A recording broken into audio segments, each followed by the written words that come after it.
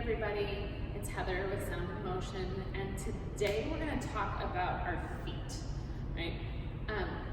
So if you've been dancing for any length of time, you've heard your teachers tell you, your weight should be on the balls of your feet, or you should stay on the balls of your feet, or don't turn on your heels, or don't put your heels down.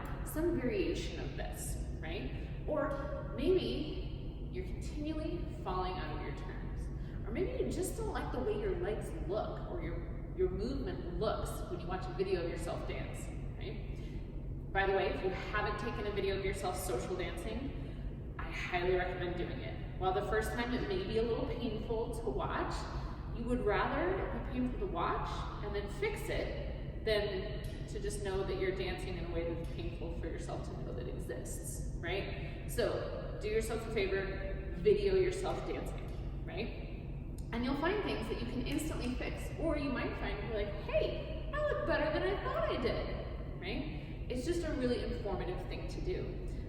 But being in balance, so if anybody's like, I just don't have balance, or followers, if you feel like I can't dance in a heel, or when I put on my heels, I just have such a hard time balancing, right?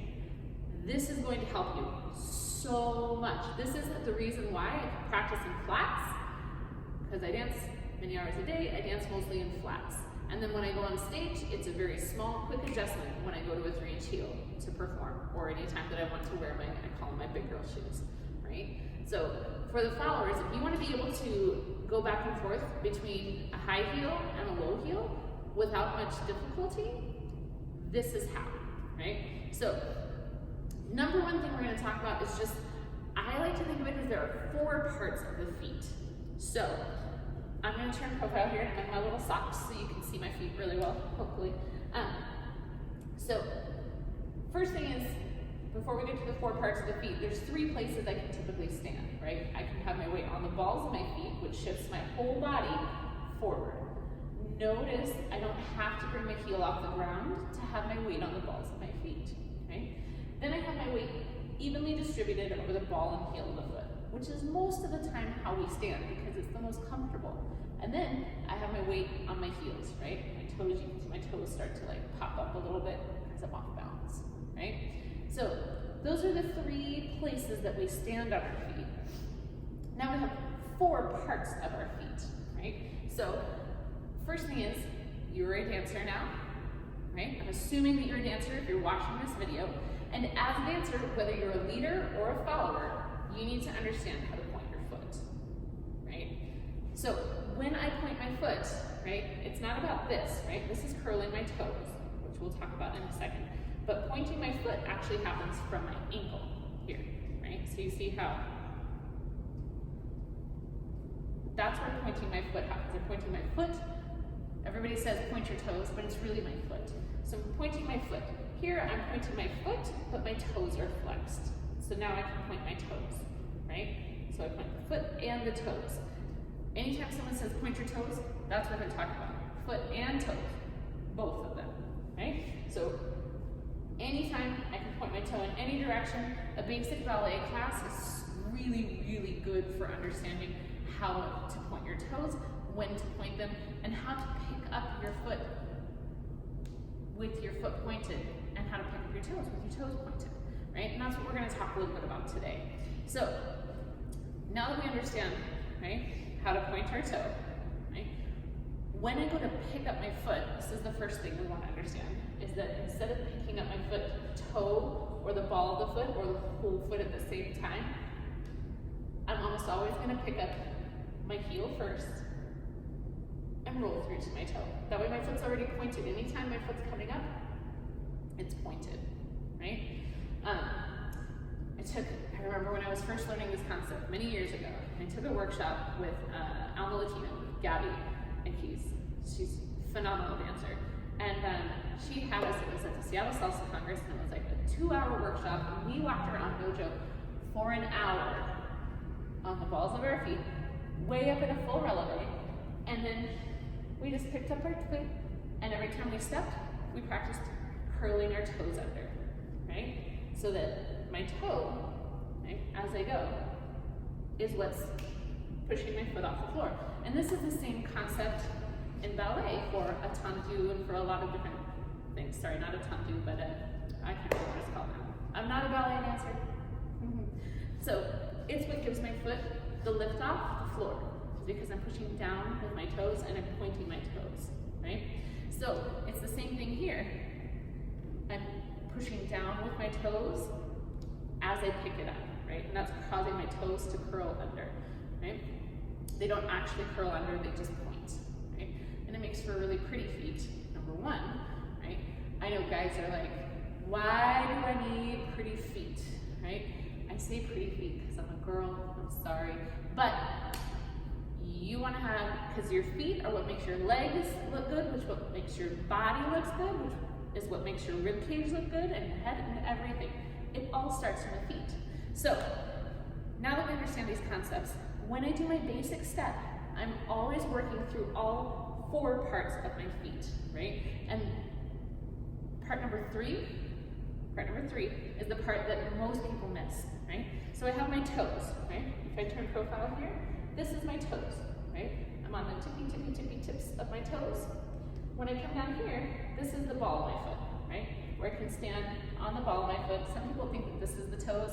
This is not the toes. This is the ball of my foot in a full releve, right? And then I've got my tippy toes. So I have tippy toes, ball, and then this area, see my heel is still off the ground here, is what I describe as the middle foot region, right? And it's where all the muscles of my arch turn on, and I actually have to make my foot active. And I have to use strength in my foot and ankle for stability and control, which is what we want, which is why you can be in balance, okay? And then I have my heel. So I have toe, ball, middle of the foot, and heel, right?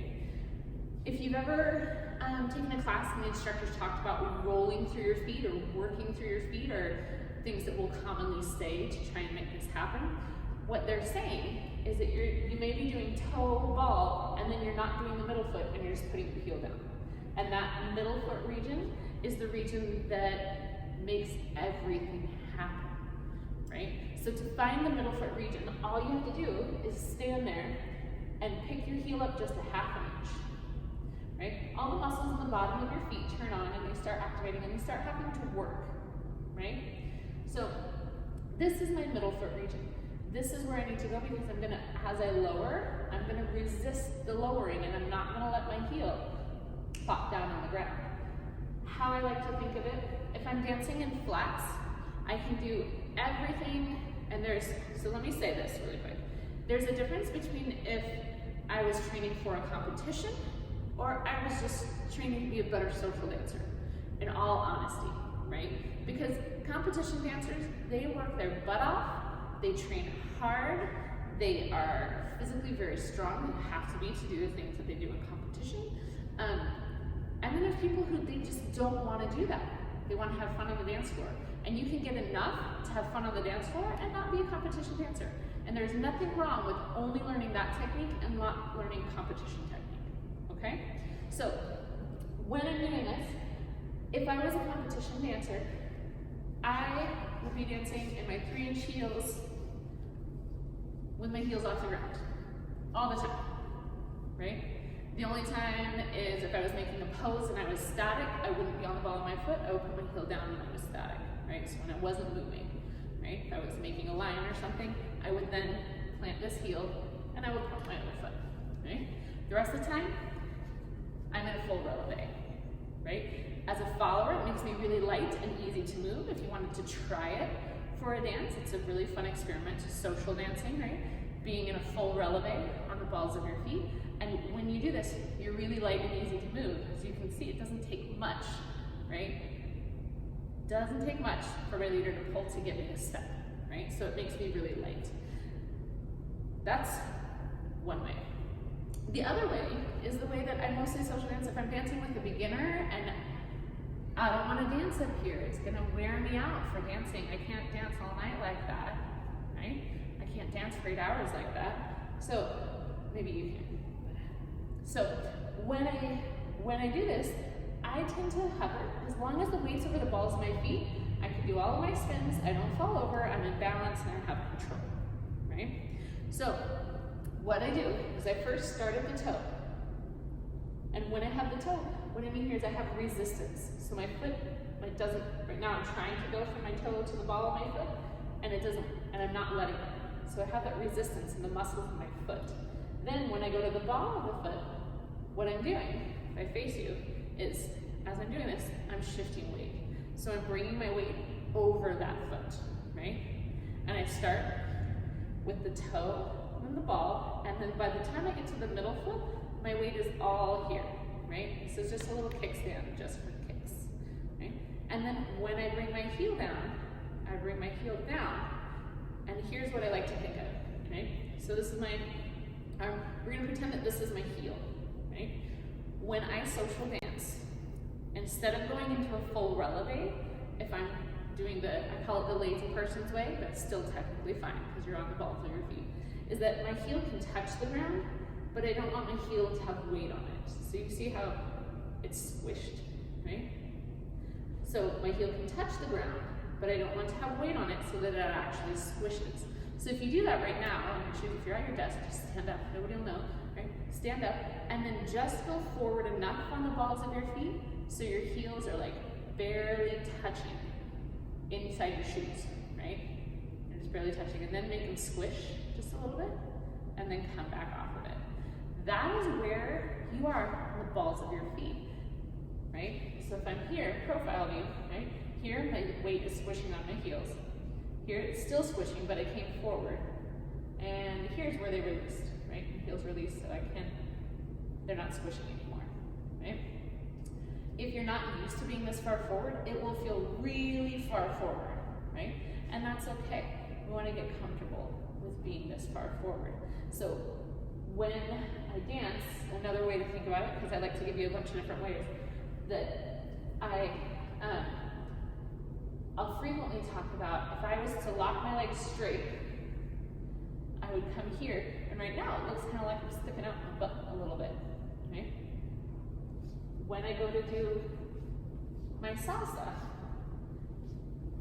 I'm over the balls of my feet, even if my heels are low. So I'm going to stop here in a second. Do you see how far forward I am? I'm very, very far forward. And when I show people this, if I bring my feet together, that this is my position with my knees bent, they're like, no way, you look funny. Then the second I start moving, I don't look funny anymore, right? I'm very, very forward weighted over the balls of my feet. Most people tend to dance here or here, right? Which is actually back weighted, right? Same thing in bachata, it's the exact same thing. Forward weighted over the balls of the feet. And when I do my basic, this is my position with my bent knees, right? As opposed to, right? Even if I straighten up, I'm still, my heels are not squishing on the ground, right? And so once again, if you haven't heard my spiel on practice, how that goes before, this is a super simple thing that you can apply, right, to a practice session. So if you have a practice partner, that's great. That's always going to be one of the best ways to improve really, really quickly. If you have a practice partner, I challenge you in one of your practice sessions to put on a song, and for a whole song, just be aware of if your heels are squishing. Every moment of every song. It's literally, you're going to meditate on it. You're going to forget about everything else, right? So I can't multitask and think, oh yeah, we're working on this move or whatever. I'm like, I just need one song where all I think about is, dang it, my heels squished. Oh, heels squished. Oh, wait, okay, now my heels aren't squishing. Okay, the other thing is, I go to turn. Did my heel squish in the turn, right? Because that, I guarantee, is where you fall off balance in your turns, right? So when I do a bachata turn, for example, the most common thing I see here is people plant their heel right there, and then they're off balance and they're turning on their other heel, right? Instead of ball, ball, ball, right? Always being on the balls of the feet. So that is your challenge to you, your homework. You can do it social dancing for just one song at the beginning of the night, and just draw inward and focus on you, focus on your feet, what's going on, right? I don't recommend doing it to a song that you absolutely love, because when you find a song that you love, you should just dance to it, right? But give it a try. Let me know how it goes. I love to hear from you guys. So that is your tip for this week. I hope you enjoy it, and we will see you